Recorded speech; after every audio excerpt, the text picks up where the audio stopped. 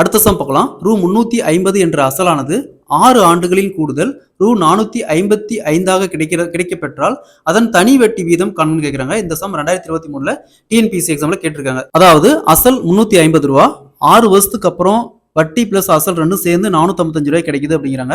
So அதற்கான தனி வட்டி என்னன்னு கண்டுபிடிக்க சொல்லியிருக்காங்க. இந்த மாடல்ல சம் கேட்டாங்களா? ஃபர்ஸ்ட் இது ரெண்டுக்கான டிஃபரன்ஸ். 455ல 350 போயிருச்சுன்னா 105.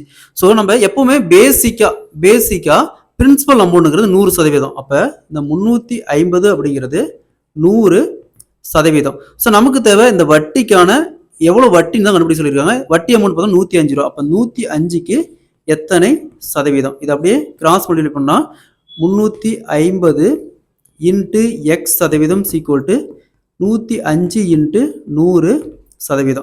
ஸோ அடுத்தது எக்ஸை மட்டும் இந்த வச்சுக்கிட்டு 105 இன்ட்டு 100% வகுத்தல்.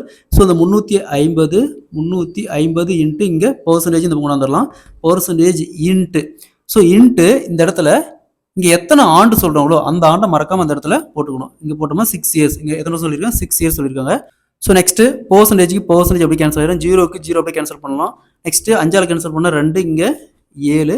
ஸோ அகைன் 105 7ஆல் கேன்சல் பண்ணால் 1 7 5 35.